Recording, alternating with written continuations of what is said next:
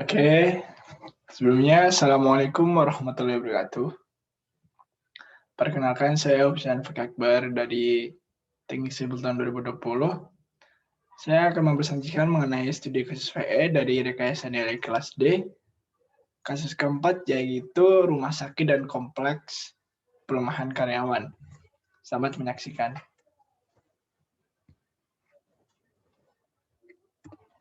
Baik, untuk yang pertama ada ringkasan eksekutif bahwa studi ini dilakukan di kantor arsitek dan insinyur pada bulan November tahun 1996.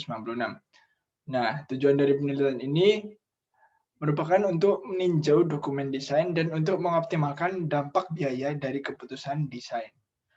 Yang kedua, ada proyek ini melibatkan pembangunan rumah sakit sekitar 320.000 square feet dan kompleks perumahan atau asrama 5 bangunan dengan sekitar 195.000 square feet. Nah, biaya yang telah divalidasi oleh tim VE dan disetujui oleh AE berjumlah sekitar 93 juta dolar Amerika.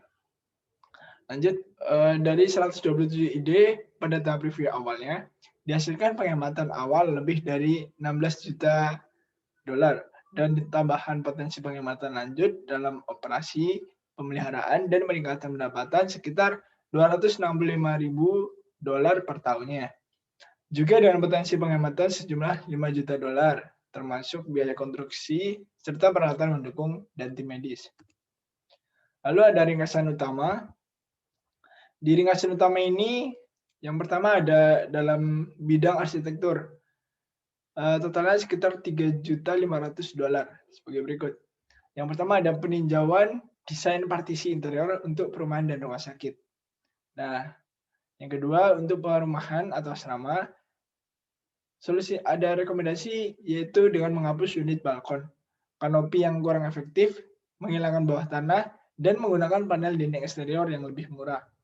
Lalu yang ketiga ada merevisi desain panel pracetak eksterior rumah sakit dan perumahan dari 7 inch menjadi 5 inch atau menggunakan batu lokal. Lalu yang keempat ada menaikkan tingkat ruang bawah tanah rumah sakit sebesar 1 meter untuk mengurangi hidrostatik pada plat. Lalu yang kelima ada merevisi lantai dasar atau granit dengan lantai yang lebih murah dan lebih praktis untuk ruang operasi. Nah, yang kedua ada dari bidang struktural. Totalnya sekitar 130.000 dolar penghematannya. Ada beberapa rekomendasi yaitu yang pertama merevisi sistem struktural untuk plat datar dan meningkatkan ketinggian lantai ke lantai dari lantai 14 dan juga 3. Lalu yang kedua ada catatan desain asli 13 kaki tidak akan mengakomodasi secara ekonomi utilitas yang diperlukan dan peningkatan biaya akan terjadi dalam upaya mencocokkan utilitas di ruang laki-laki yang diusulkan. Lalu yang ketiga, dengan menyederhanakan level lantai dasar dan bawah tanah untuk mengurangi perubahan grade-nya. Lalu yang ketiga ada dari bidang mekanikal. Terdapat sekitar 15 item dan dapat menghasilkan penghematan sekitar 1 juta dolar pada awal dan 110.000 dolar per tahunnya. Untuk rekomendasinya sebagai berikut. Yang pertama ada konsolidasi jalur sanitasi dan pembuangan limbah di dalam gedung. Dan yang kedua, menghilangkan instalasi pengolahan limbah dengan solusi alternatif, yaitu dengan mempertimbangkan pengolahan yang lebih murah, sehingga menghasilkan penghematan biaya awal sekitar 320.000 dolar atau menyediakan sistem tangki septik yang menghasilkan penghematan biaya awal 375.000 dolar. Yang ketiga, dengan mempertimbangkan penyediaan sistem penyimpanan energi termal air dingin sebagai sarana pelepasan beban listrik pada jam sibuk. Dengan mempertimbangkan peningkatan kenaikan suhu air dingin dari 42 Fahrenheit menjadi 46 Fahrenheit di seluruh pendingin. Nah, hal ini menghasilkan pengurangan aliran air dingin yang secara keseluruhan mengalah pada biaya perpipaan yang lebih rendah, terus mengurangi energi pemompan, dan peningkatan efisiensi keseluruhan dari operasi pendingin. Lalu lanjutannya yang keempat, ada mendesain kamar tidur untuk pasien umum dengan suhu 75 Fahrenheit dari suhu 65 Fahrenheit. Dengan ini akan menghasilkan penghematan biaya awal tanpa mengorbankan kenyamanan pasien. Lalu yang kelima, ada mengganti kipas angin dengan menggunakan sistem volume udara sentral di ruang pasien umum. Nah, hal ini dikarenakan sistem sentral lebih efektif dengan meningkatkan kondisi lingkungan dalam ruangan bagi pasien, yaitu memberikan tingkat filtrasi yang lebih tinggi dalam ruangan, serta menghilangkan pemeliharaan yang tidak perlu dan menurunkan biaya pengoperasian. Lalu dari bidang yang keempat, ada elektrikal. Nah, di elektrikal ini ada sekitar penghematan $3.800.000 dan $100.000 per tahun. Lalu rekomendasinya sebagai berikut. Yang pertama, dengan mengonfigurasi ulang sistem distribusi listrik untuk mengoptimalkan penggunaan distribusi tegangan tinggi. Lalu yang kedua, mengganti parabola dengan perlengkapan lensa prismatik dan balas elektronik dengan faktor daya tinggi. Dikarenakan penghematan energi tidak mengimbangi biaya awal. Lalu yang ketiga, mengonfigurasi ulang pencahayaan luar ruangan yang mengurangi jumlah kutub. Yang keempat, memusatkan sistem satu daya tak terintegrasi. Terus yang kelima, memindahkan switchgear lebih dekat ke pusat beban. Dan yang keenam, mengubah voltase pendingin dari 280 volt menjadi 380 volt. Nah, ada yang kelima yaitu peralatan medis. Dari bidang ini dengan total biaya awal sekitar $7.500.000 ditambah $650.000 per tahunnya. Nah, ada beberapa proposal penting yang diberikan. Yang pertama, menunda beberapa item medis untuk menunda biaya sampai beban pasien meningkat untuk menciptakan kondisi impas atau biasa disebut break even point. Ya, seperti MRI, lalu lab kateter jantung, kamera nuklir, dan gamma. Biaya modal diprediksi sekitar $5.300.000, tidak termasuk barang-barang yang di atas tadi. Lalu yang kedua, mempertimbangkan untuk menambahkan peralatan terpilih untuk menghasilkan pendapatan tambahan seperti yang pertama, menambahkan satu pemindai ultra suara tambahan. Yang kedua, menambahkan 3 tempat tidur tambahan dalam hemodialisis untuk pasien anak yang saat ini tidak tercakup. Lalu yang ketiga, menambahkan 2 mesin sinar X radiografi seluler. Lalu peralatan-peralatan tadi akan menambah sekitar $675.000 per tahun dalam penghasilan tambahan. Nah, hal ini dapat direkomendasikan sebagai berikut. Ada terbesar dari potensi penghematan pada peralatan medis dan merekomendasikan hal berikut. Nah, ada menghilangkan item yang berlebihan dengan perkiraan peralatan bangunan atau konstruksi. Lalu mendapatkan peralatan lokal dimanapun tersedia dengan biaya lebih rendah. Mengurangi jumlah yang tampak berlebihan dan membeli peralatan pengganti dengan memilih produsen lain yang menghasilkan peralatan dengan bukan hak milik yang memadai untuk fungsi rumah sakit. Menambahkan peralatan yang dibutuhkan untuk memenuhi persyaratan rumah sakit secara keseluruhan dengan biaya tambahan. Lalu ada rekomendasi value engineering. Nah, yang pertama ada merevisi susunan lab klinis atau unit hemodialisis. Nah, yang pertama ada desain awalnya. Desain awalnya ini laboratorium klinis dan unit hemodialisis berlokasi di antara sumbu 10,15 dan A,F. Dan lokasi tersebut terbagi menjadi beberapa area, yaitu area untuk donor darah, laboratorium klinis, dan untuk hemodialisis. Nah, untuk desain yang diusulkan, dengan memperhatikan penataan ulang dari lab klinis dan ruang donor darah sesuai gambar yang direncanakan. Perubahan tersebut memungkinkan untuk meningkatkan pemisahan antara area donasi atau donor dengan lab klinis serta meningkatkan kemudahan akses pasien rawat jalan ke lab klinis dan pendonor darah ke area donasi. Selain itu, perubahan tersebut memungkinkan untuk dapat menambah 3 tempat tidur hemodialisis tambahan untuk pasiennya. Lalu ada diskusi. Di dalam diskusi ada 2, keuntungan dan kerugian. Dari sisi keuntungannya, tata letak yang diatur ulang meningkatkan aliran pasien rawat jalan ke laboratorium dan donor darah ke area donor. Lalu menjaga privasi yang diperlukan dari laboratorium klinis. Hal ini akan memungkinkan penambahan tempat tidur hemodialisis yang akan meningkatkan pendapatan rumah sakit.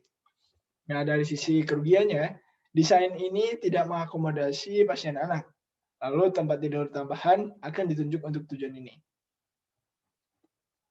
Nah, ini merupakan dana dari susunan lab klinis atau hemodialisis. Seperti yang direncanakan tadi ya. Lalu ada di dalam penghematan life cycle cost, di ringkasan life cycle cost-nya ini akan mendapat simpanan modal plus PW-nya sekitar $95.191 dan faktor simpanan tahunan atau PW sekitar 9,43.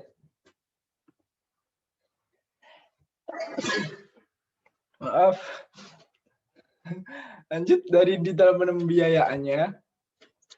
Dari detail pembiayaan ada seperti gambar ini dari proposal desainnya, yaitu ada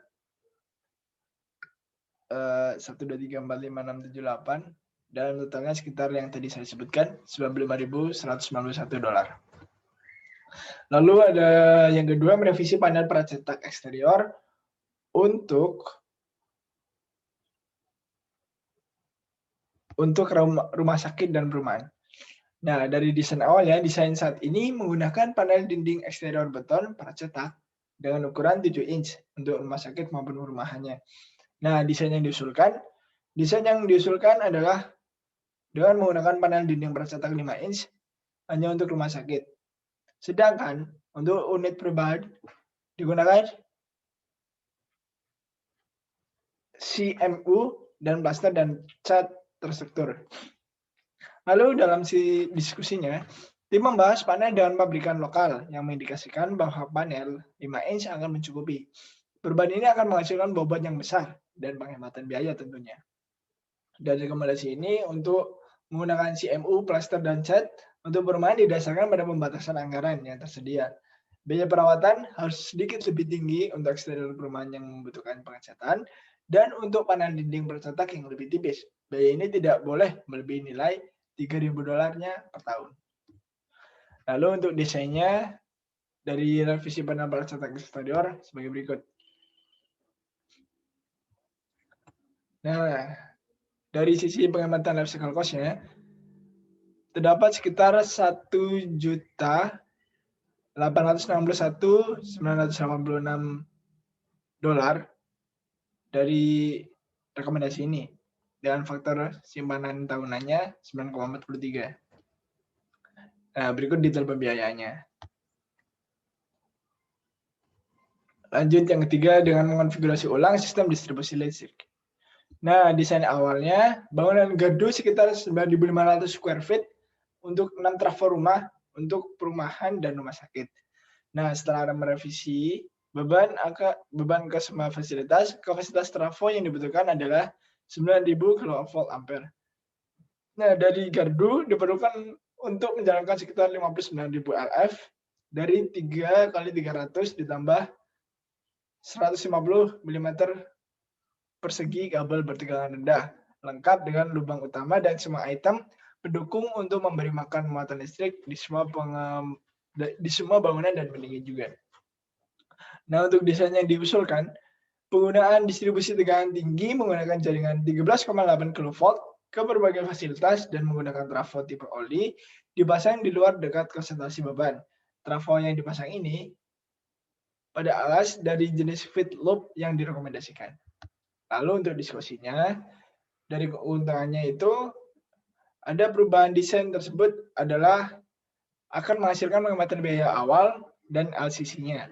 Selain itu, kinerja distribusi daya yang lebih baik dan tercapainya peningkatan layanan.